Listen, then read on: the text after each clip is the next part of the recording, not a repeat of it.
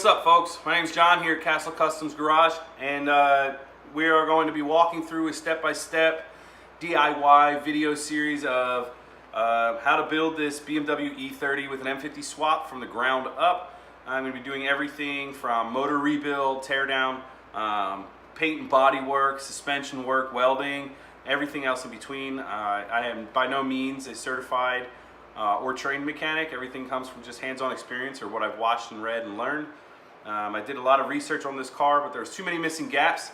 Hopefully this series of videos fills that, so stay tuned and subscribe in and watch as they come and get posted, and maybe you can learn something too. And by any and all means, if you see something that I'm doing crazy or it just doesn't look like it's going to work, tell me ahead of time, or give me any tips. Your thoughts, suggestions, and help is always going to be appreciated. Because again, like I said, I'm a DIY guy. I just like to work with my hands, and here I am getting to finally build a car from the ground up. So here it is, Castle Customs Garage, video 1, intro to the E30.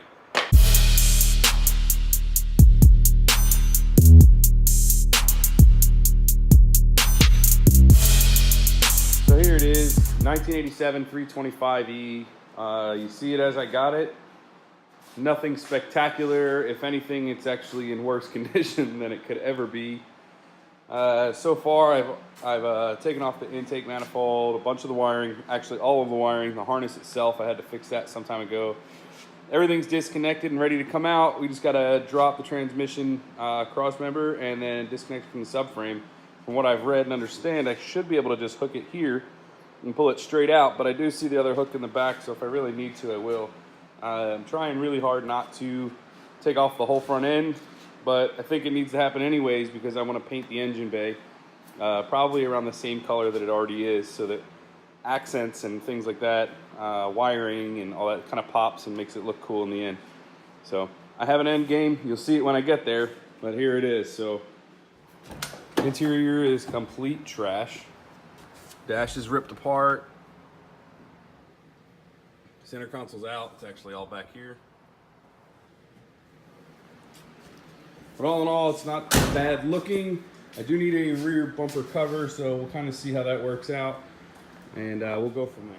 You can see that I sit really low, like maybe 3.5 inches off the ground from my oil pan. The motor mounts do look pretty good, but I think I'm going to find a way to space them up so I can get this engine just a touch higher, because the last thing I need to do is hit a rock, a bump, speed bump, and rip my oil pan off, so that's no good. So you guys can take a look at the bottom end here and see how this all looks.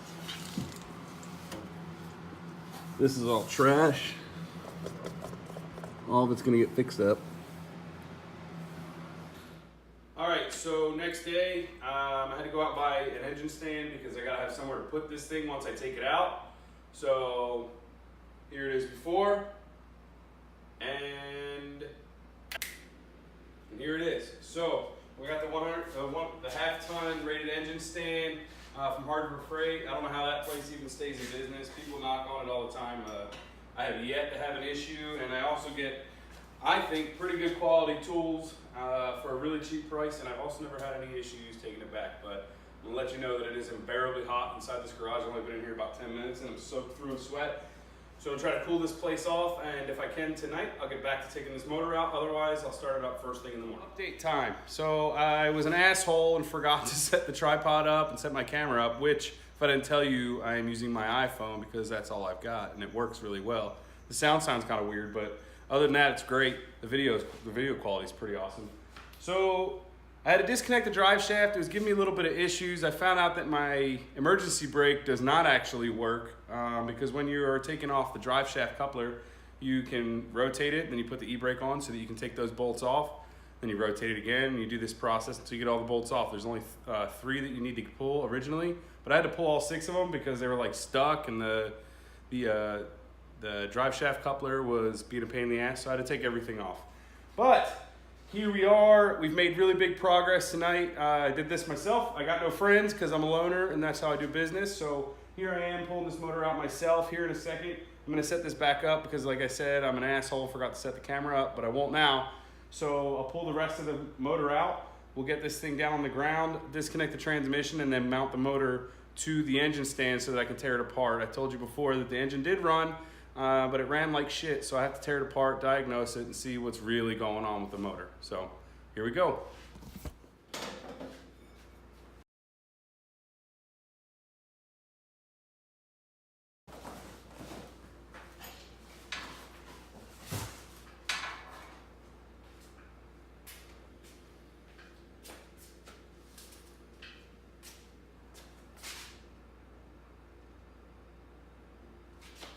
Yo, did that thing almost go down? I don't know what happened. We're going to have to look back on that.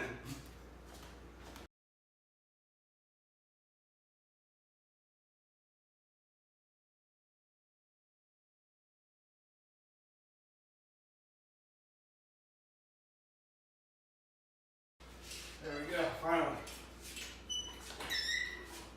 We'll set this piece of shit down and get this transmission off.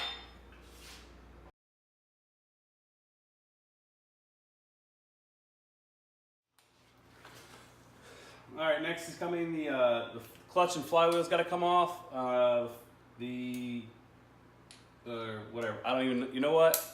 I don't even know what I'm doing. I'm just gonna take this apart and then we're gonna go from there. All right. The next size that I'm using is an Allen 6. I'm using my impact to take things off. I don't necessarily use my impact to put things on, and that's just because I'm terrified of stripping something out and having to bust out the old tap and die kit. So I'm not about that life, but we're taking this shit off. So.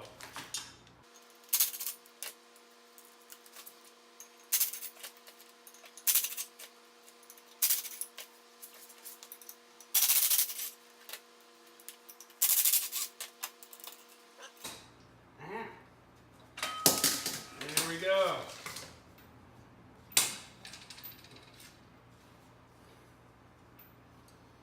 Actually doesn't look terrible.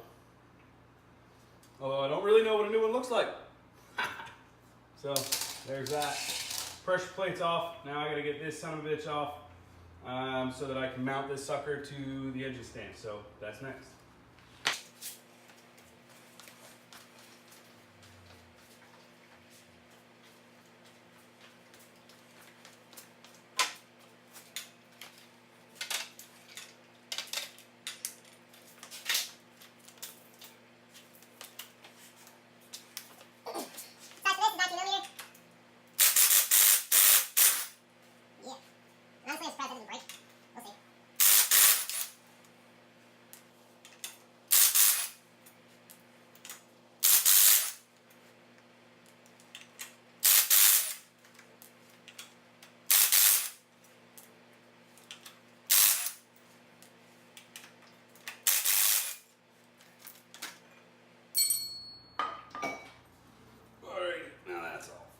Shit, that's heavier than I thought it was.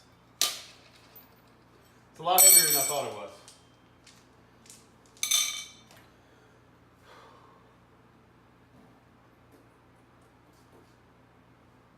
All right, from here I should be good to mount this up on the engine stand, and then I can start doing maintenance and work and tearing it down even further.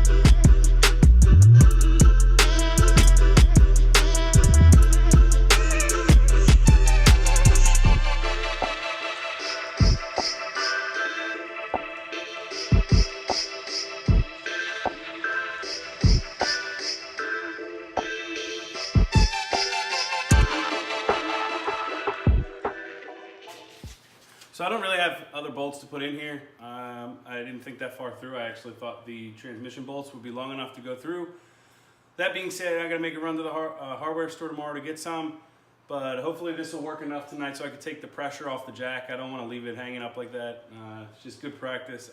It'll probably be just fine. It's a brand new jack in there, but no need to test it. And then I come out here and find out my engine's on the ground. So I'm gonna try to let off some pressure here. Let's see how it holds, and we'll go from there.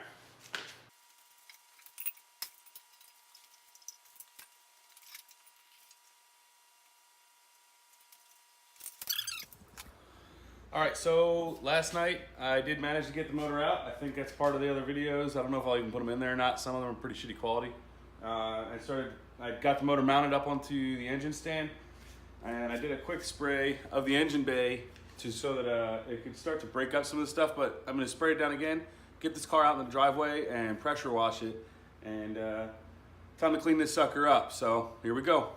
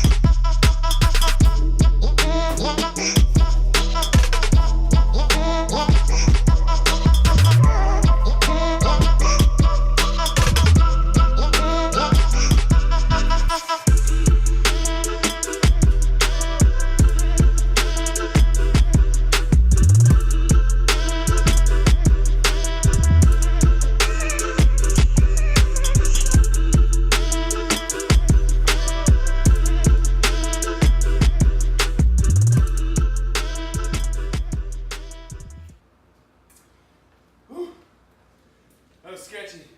Almost didn't make it.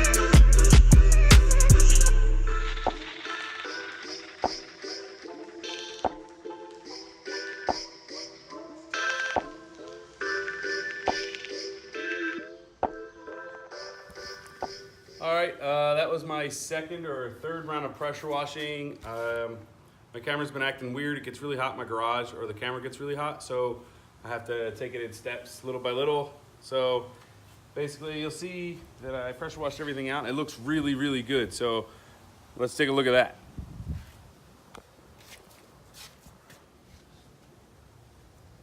Everything looks good, fresh and clean. Even the steering knuckle came out looking really great.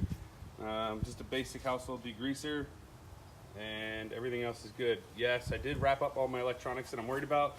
All the plugs, wires, and sensors. that are still connected, I'm not too concerned with, because those are, they're going to dry out and everything else before any power will touch it, so it shouldn't short out at any rate. So there it is.